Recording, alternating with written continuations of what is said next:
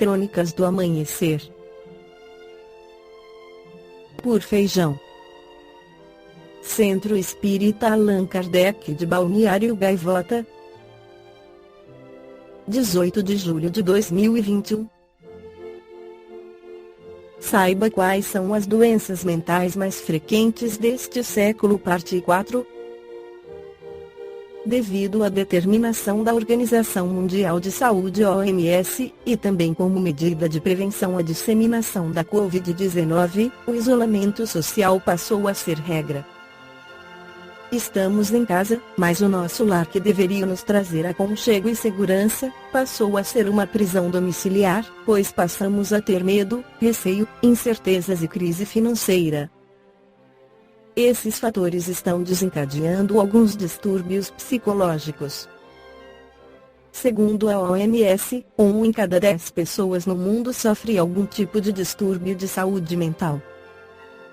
Esse número representa 10% da população global, aproximadamente 700 milhões de pessoas. Mas para o neuropsicólogo e neurocientista Fabiano de Abreu, esses números podem ser maiores, visto que já estamos enfrentando pandemia há mais de um ano e as chances para que surjam as doenças mentais aumentaram, podendo atingir boa parte da população mundial. Eu considero este número bem maior, já que dados da Organização Pan-Americana da Saúde (OPA) sugerem que 30% da população das Américas teve ou terá algum transtorno mental. Além disso, a mudança de rotina repentina faz com que tenhamos uma disfunção em nossos mensageiros bioquímicos, o que resulta em distúrbios desde leves, moderados e graves, pontua Abreu. E para o neuropsicólogo existe um fator sentimental que, se desregulada, pode fazer surgir os problemas mentais. Pontua a ansiedade como principal responsável por esses distúrbios. O que acontece é que ter ansiedade constante desregula outros mensageiros bioquímicos responsáveis por nosso humor, sono, temperatura corporal, fome. Se um neurotransmissor é liberado em excesso, desregula todos os outros, inclusive hormônios como cortisol, responsável pela nossa imunidade e controle nos níveis de açúcar no sangue e pressão arterial, explica. Saiba quais são as principais doenças mentais. O neuropsicólogo pontuou e explicou algumas doenças mentais mais frequentes neste momento de isolamento.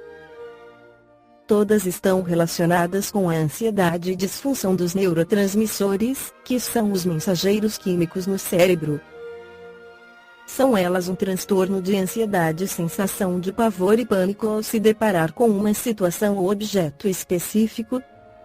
2. Transtorno de ansiedade generalizada, TAG, preocupação intensa e persistente sobre situações cotidianas sem real motivo. 3. Dependência química, uso de substâncias para suprir problemas da mente, como uso de drogas, álcool, cigarro. 4. Depressão. Este distúrbio doença pode ter diferentes graus, desde leve, moderado ao grave. Está relacionado a disfunções nos neurotransmissores que podem trazer alteração no humor, falta de prazer, pessimismo, sentimentos de inutilidade, desesperança, excesso de preocupação, baixo nível de energia, dores e pode levar à morte. 5. Transtornos alimentares, anorexia, bulimia, causam recusa à alimentação, distorção da própria imagem e medo de engordar. 6. Transtorno afetivo bipolar, mudanças radicais de comportamento, podendo ter estágios depressivos profundos a euforias.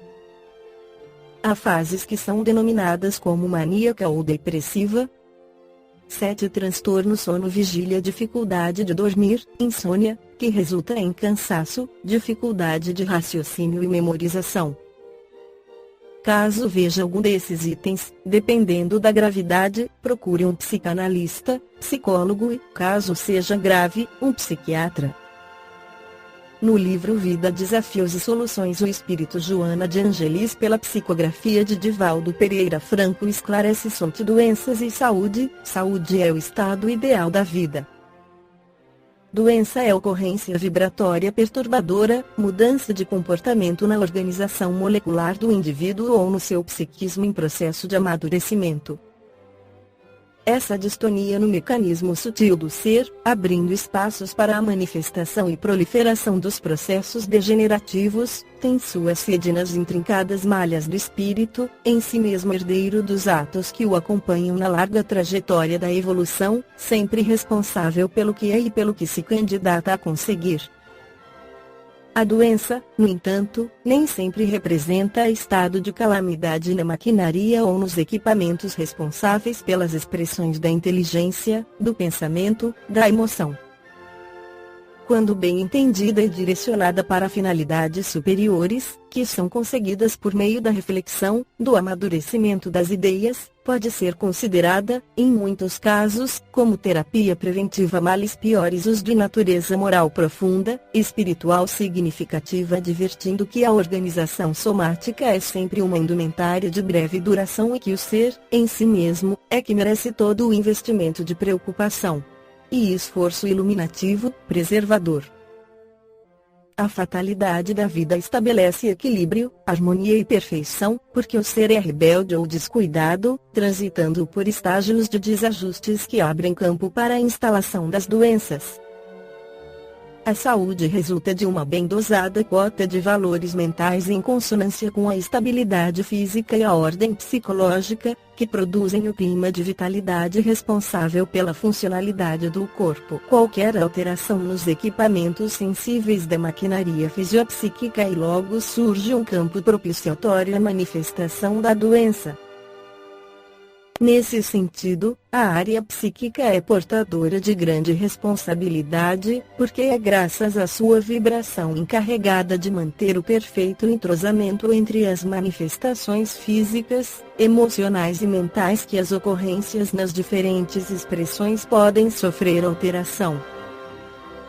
A educação mental, que resulta do esforço pelo cultivo das ideias edificantes, torna-se de alta validade no processo de uma existência saudável, geradora de futuros comportamentos orgânicos e psíquicos, que sempre produzirão bem-estar e felicidade. O mesmo ocorre quando se instalam hábitos mentais perturbadores, que produzem desconforto emocional, campo físico vulnerável à instalação de agentes microbianos degenerativos, perturbações psíquicas lamentáveis, que se transferem de uma para outra existência corporal, como fruto da lei de causa e efeito. Todo o esforço, portanto, para ter preservada a mente da invasão de ideias portadoras de energias desequilibrantes, torna-se psicoterapia preventiva, responsável pela vida sã. Balneário Gaivota, 18 de julho de 2021. Por Feijão. Centro Espírita Allan Kardec de Balneário Gaivota. Que a paz esteja com todos.